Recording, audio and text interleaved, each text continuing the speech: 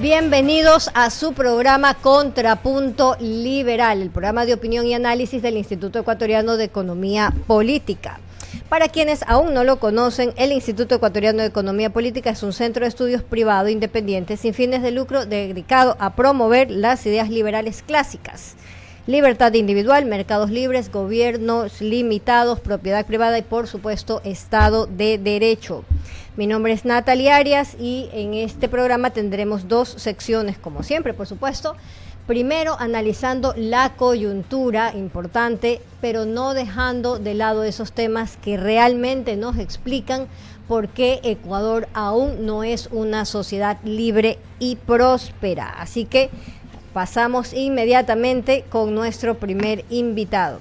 Contexto para nuestro espacio. En este punto, pues ya no podemos ni siquiera discutir si esa crisis energética que enfrentamos en este momento va a quedarse en el mediano y largo plazo. Es bastante lógico ya en este punto que tenemos una crisis muy profunda en ese sentido, que se suma a las otras crisis que ya tenía el país. Pero para este punto y para analizar específicamente cuáles son esas consecuencias económicas en un sentido amplio, no solo las financieras, tenemos a nuestro invitado del día de hoy, Francisco Briones, que además de ser Senior Partner en Anderson y analista económico y tributario, pues también tiene una experiencia muy vasta en análisis económico, pues ya en un sentido pues muy académico. Así que bienvenido, Francisco, un gusto tenerte en los micrófonos aquí de I-99 en nuestro programa Contrapunto Liberal. Hola, buenos días, Natalie, gracias por la invitación y listos para comentar de los temas que has mencionado. Francisco, empecemos por este punto que yo daba ya por hecho y quisiera saber cuál es tu opinión al respecto, ¿no? Este punto de que la crisis en este instante, incluso en el mejor de los escenarios posibles, no es lamentablemente algo que vaya a solucionarse en el corto plazo.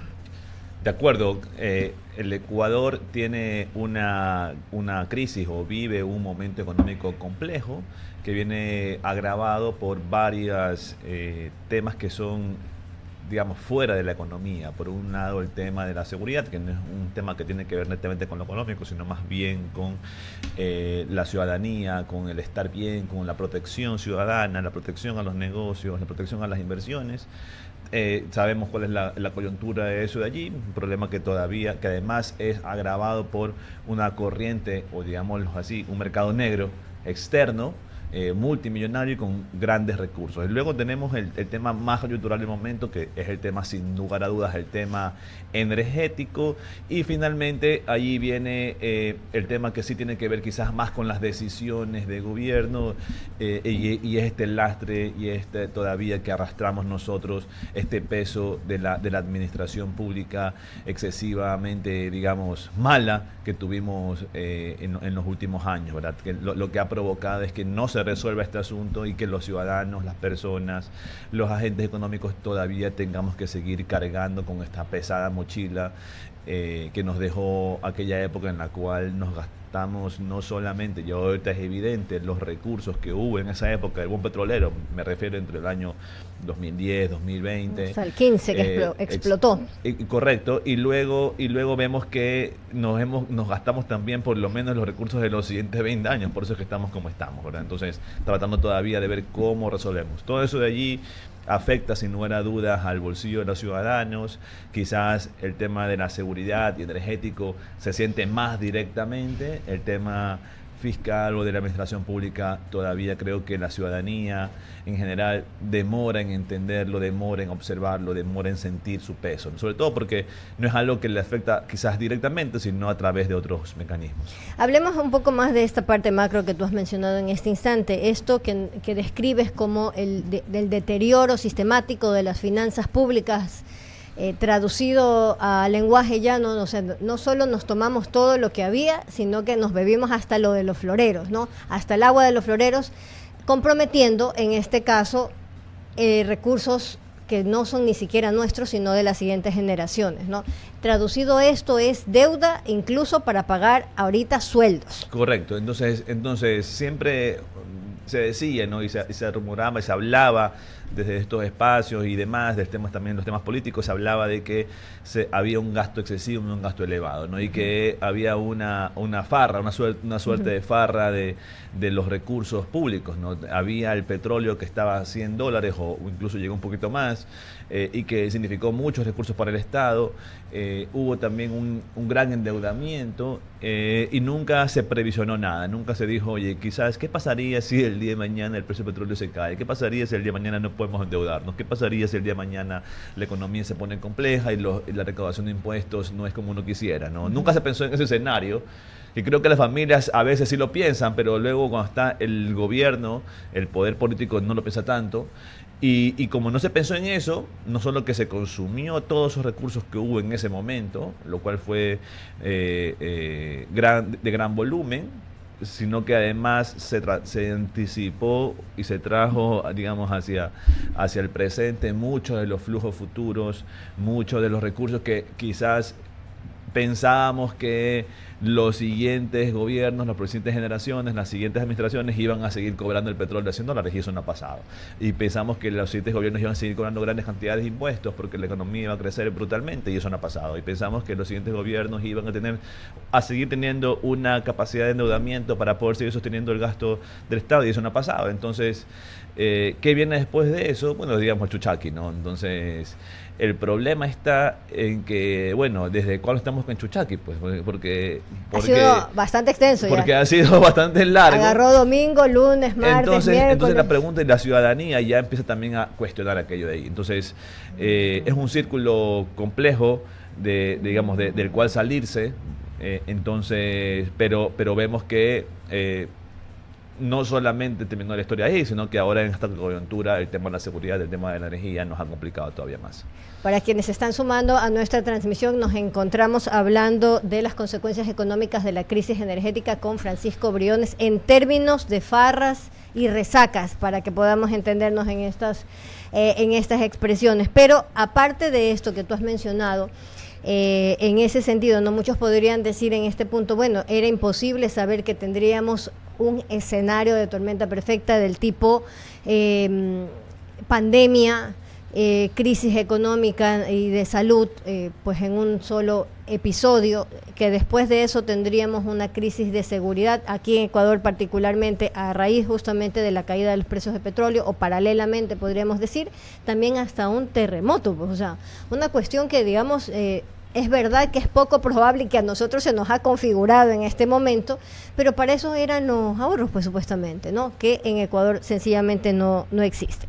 En todo caso, este proceso de destrucción de riqueza, pues básicamente, porque esta es la dinámica que a veces es difícil de transmitir, pero se siente este asunto de qué pasa cuando el gobierno se equivoca, toma malas decisiones, se gasta los recursos, eso no lo pagan ellos. ¿Quién lo paga? Bueno, los ciudadanos al final del día, ¿no? Porque vemos sobre todo qué es lo que espera un ciudadano de parte del gobierno, sobre todo los que sienten esa tensión de parte del gobierno. Entonces, los que están más cercanos o los que demandan más atención del gobierno o del Estado, digámoslo así, mejor dicho, de una forma más apropiada, son las personas con menores ingresos económicos, de niveles socioeconómicos más bajos. ¿Por qué? Porque esperan que el gobierno, como les ofrece, y para lo que dice que existe, cumpla entregando la educación, cumpla entregando la salud, cumpla entregando la seguridad, cumpla entregando espacios públicos de esparcimiento y de ocio, que también es necesario, y cumpla con la seguridad jurídica para los negocios. Entonces, cuando no hay los recursos y se comienzan a ajustar por todas partes posibles los gastos, entonces son los ciudadanos de ese segmento, de los niveles socioeconómicos más bajos, quienes empiezan a sufrir más esta falta de recursos, demoras en medicinas, demoras en una atención médica, en una operación, en una cirugía, luego deficiencias en la calidad de la atención, que hay un hospital sin aire acondicionado, un hospital sin tratamiento de inocuidad, una escuela que no tiene techo, o que le faltan las bancas, o que las baterías sanitarias también están descuidadas. Entonces ahí es donde se empieza a reflejar toda esta deficiencia en la atención pública, producto de que en su momento se amplió el abanico tanto ofreciendo tantos servicios que al final del día con los recursos cada vez son menos los que en verdad se pueden ofrecer. Entonces a ese nivel, ese es el sufrimiento, pero luego hay otro nivel, que son quienes sobre todo pagan impuestos.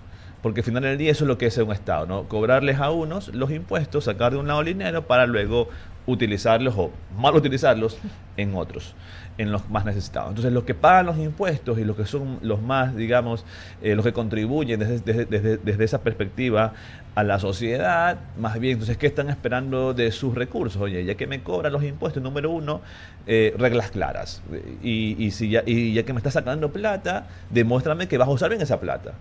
Y luego los servicios o las condiciones que yo espero que me garantices para yo seguir generando recursos, dinero, utilidades, renta, para poderte pagar a ti los impuestos que me los cobras, ¿verdad? Pues, ¿cómo te voy a pagar algún día si es que no me dejas producir? Un ciclo complejo ahí. Entonces luego, ¿qué es lo que espera ahí ese segmento de la ciudadanía, de la economía? Espera, oye, reglas claras, número uno. Es decir, que yo sepa ¿cómo es el partido? ¿No? Si yo me meto en una cancha, yo sé que si me ponen el pie es una falta.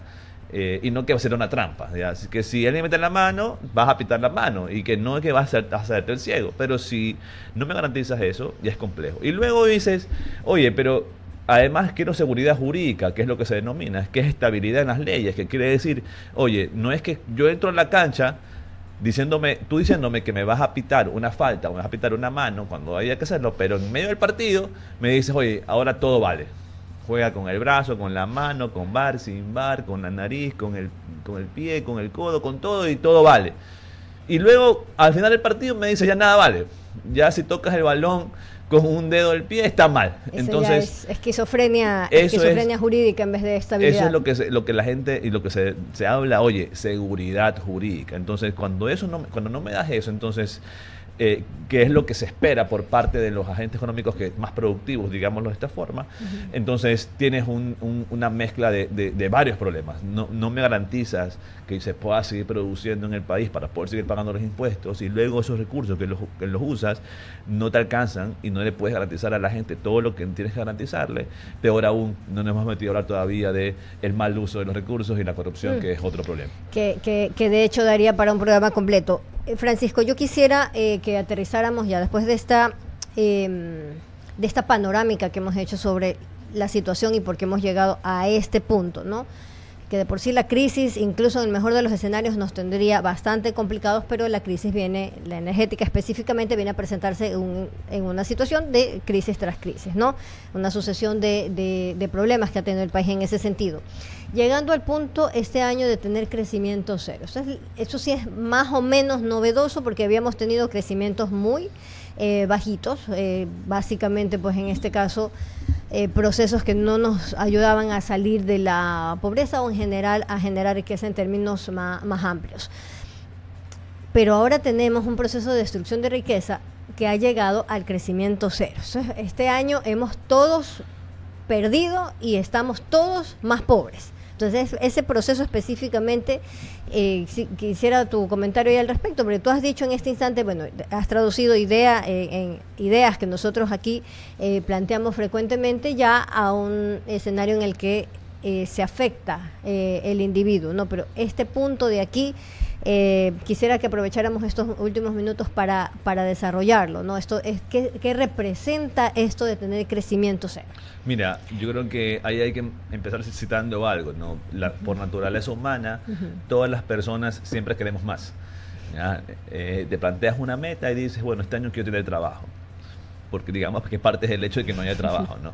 Entonces, quiero tener trabajo.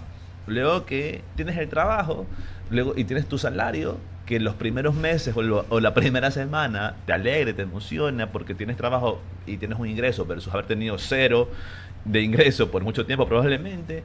Luego al mes siguiente tú ya quieres un aumento de sueldo, ya quieres que te dupliquen el sueldo y ya estás un poco estresado con el trabajo que tienes y consideras que no te están pagando todo lo que te deberían pagar. Eso sucede a todas las personas, y si logras ese aumento de sueldo después de 1 o 2 años, a la semana siguiente ya sientes que otra vez deberían subirte el sueldo, porque sientes que ya lo que tuviste de extra casi que te sirvió para cubrir unos huecos y no para realmente sentirte mejor que aumentan tu ingreso.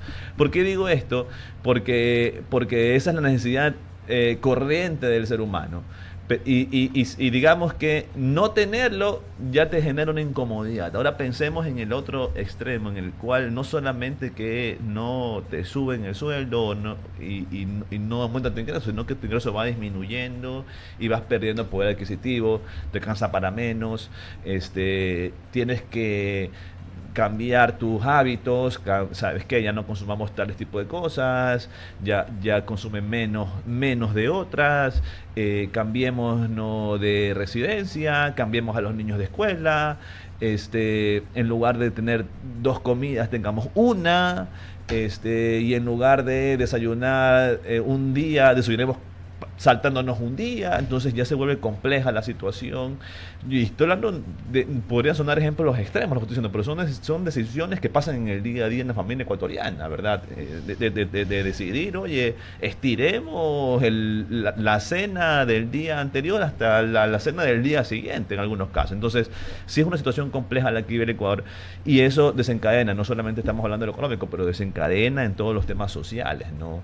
Entonces, tenemos una situación este año en la economía en la cual no solamente que no va a crecer, sino que se va a contraer, sobre todo por el gran impacto que hemos tenido en estas últimas semanas a consecuencia de los apagones y todo el estilo. Pero es una realidad que estamos viviendo, ¿no? Y para poder pasar hacia las soluciones y para poder pasar hacia las cosas que se deben hacer, pues bueno, entonces ahí hay bastante que hablar. Alguna vez, hace un par de semanas en un foro empresarial me preguntaban, oye, ¿qué es lo que debe ser el gobierno? Yo creo que más bien, ¿qué es lo que no debería hacer? Yo creo que a estas alturas es lo que hay que discutir, ¿no? Porque los gobiernos típicamente, los nuevos gobiernos llegan con mucho ímpetu a querer cambiar todo. Y creo yo que estamos en una situación actual en el Ecuador en el cual necesitamos estabilidad, y en la medida que un gobierno, digamos, más bien se dedique a solucionar los problemas principales, que sean 1 y 2, y a no tocar todo lo demás, yo creo que ya avanzaríamos muchísimo en el Ecuador, al menos en uno de los aspectos que hemos hablado, que es en el tema de las reglas de juego, en el tema de la seguridad de las leyes, de la estabilidad de las leyes, que nos den un poco de tranquilidad y estabilidad, y sabiendo, para poder trabajar en el día a día, y sabiendo que el gobierno está ocupado en 2 temas, la seguridad y la energía, que es lo que más nos urge. Yo he perdido recientemente el conteo de cuántas veces en este año se ha propuesto reformas en materia tributaria y otros temas, en este caso relacionados, que nos pueden ayudar a entender o a graficar lo complejo que es tratar de sostenerse en un ambiente de inestabilidad para cualquier agente económico, ¿no? Para las familias, por supuesto, también para el pequeño empresario, para el mediano y el grande. Un último punto, para ya ir cerrando esta parte, ¿no? Yo la semana pasada no di crédito a un escenario que, a pesar de que entiendo la gravedad de la crisis energética, pues digamos no lo había visto, ¿no? Esto del llamado feriado energético, esto de 24 horas, las 24 horas que por algunos días tuvieron algunos sectores específicamente, ¿no? Este punto de aquí me sirve a mí para trasladar esa urgencia que tenemos en este instante. Estamos en plena campaña, escucharemos más bien a muchos ofrecer lo que deberían hacer, pero en tu criterio, Francisco, más bien habría que escucharlos diciendo qué es lo que ya no van a hacer, porque esto más bien ha trastocado un poco esas dinámicas con la administración pública, al punto que en este instante pues parece que estamos entrando en una espiral bastante compleja allí, ¿no? De cómo podríamos empezar a salir. Nos has dicho con estabilidad, nos has dicho también que con recortando un poco esas pretensiones de cualquier nueva administración de llegar y cambiarlo todo, ¿no? Con ese escenario ahí complejo. ¿Algún punto que quieras con el que quieras concluir? Mira, en el tema energético, lo que yo más temo, viendo estadísticas no solamente, digamos, del tema económicos, productivos, sino también viendo, oye, cómo se ha comportado históricamente la naturaleza en el Ecuador, no solamente que el primer trimestre del año suele empezar con niveles muy bajos de hidrología, ¿ya? Que luego se recupera bastante hacia mitad del año y luego lo que típicamente hemos tenido históricamente en Ecuador, el estiaje a partir de octubre, noviembre, que es un poco menos de hidrología, que luego ha sido lo suficientemente alto para llegar hasta más o menos otra vez marzo, abril del siguiente año. ¿Qué es lo que yo temo para esta crisis actual? Que ya estamos en diciembre y que se empaten estos dos momentos de bajos niveles de hidrología en el Ecuador. Y que ojalá suceda el próximo año, como sucede en todos los años típicamente, que por el mes de abril, que se dicen aguas mil, empieza a subir otra vez la hidrología. Entonces estamos noviembre, estamos mitad de noviembre, falta todavía diciembre, enero, febrero, marzo, 4 meses aproximadamente de esta situación. La única solución real, posible, factible, que no depende de nadie, sino de uno mismo, es poner generadores en el país. Tal cual como muchos hogares, negocios y empresas lo han hecho. Han comprado su propio generador y lo han puesto a funcionar y inmediatamente tienen el servicio. Eso es lo que está pendiente que haga el gobierno, y me parece que sí se ha demorado bastante en concretarlo. Evidentemente, es diferente instalar un generador pequeñito que lo pongo afuera de mi casa y me da energía a mí y a mi familia, para mis electrodomésticos, que instalar un gran generador térmico que le dará probablemente corriente, energía eléctrica a muchas más familias y a empresas. Pero eso es urgente hacerlo y se ve que se ha estado demorando demasiado. Entonces llevamos 2 meses con apagones, se cumplieron este fin de semana. Sí. Ya debería haberse prendido el primer generador y eso no ha pasado. Entonces yo sí creo que ahí hay una deuda que debe ser satisfecha muy pronto y esperamos que así sea. Una recomendación para el análisis ahí, Francisco. Muchísimas gracias por habernos acompañado en este segmento, análisis de coyuntura, que es importante en este caso. Seguimos en un momento con su programa Contrapunto Liberal.